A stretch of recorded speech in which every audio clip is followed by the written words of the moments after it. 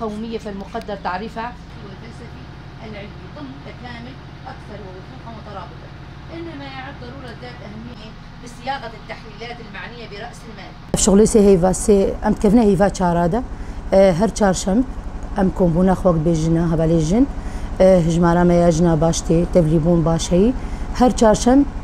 كومبونا ملفر أم برتوكا ريبرا بورتخوي دور ج 25 حياسي هنا بهترجي جارناتينجي بس إيمان بالإجماع عند بيجن وقت بي ج 25 حتى سهي اللي باندورت كي يعني أو فكريوا ذهنيوا خوياتكي يعني تقبليوا كيف خوش بن اشتغالي دبن افتشتي حزدكن براستي كيف خوش بن يعني دبينن انه وقت بيتشنا يعني تغير جماعات بي بهتر نيزيك بن بهتر يعني حج في فكري دكن طبعا اف جفينامي وافكاري ام دكن نها تغير وقت بي تفلي بوناوا ذهنيتها وغيرتي براستي اوجي يعني بمرض يعني كار دكن براستي جيخ وقرتن انها صازياده نيزيك يعني بصازيمه مؤسساتيمه او جي وقت بجيخ وقرتن طبعا وقتها وعديه هرتين دما فكروا فلسفه ما فلسفه ريبر اب وتخوينن بمره واف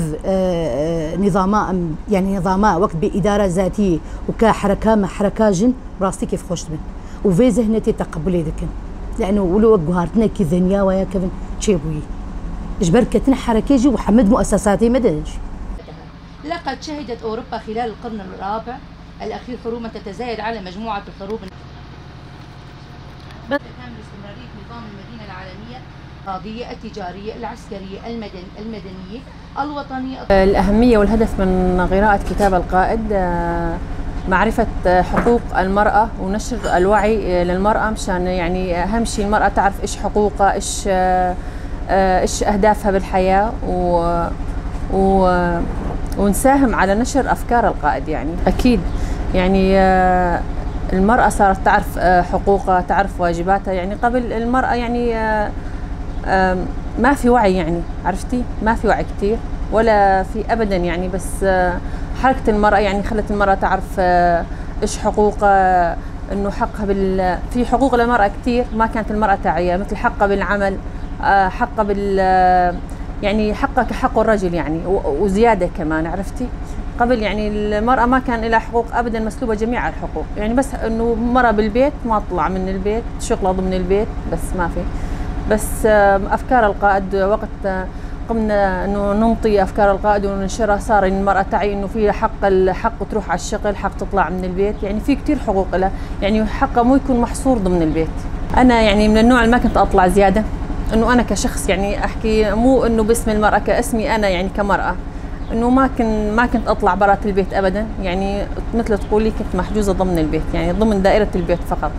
يعني ما في حياه برا البيت ابدا الحياه ضمن البيت. الاجتماعات والبروردات اللي اخذناها وداومنا عليها بمركز كونغر ستار يعني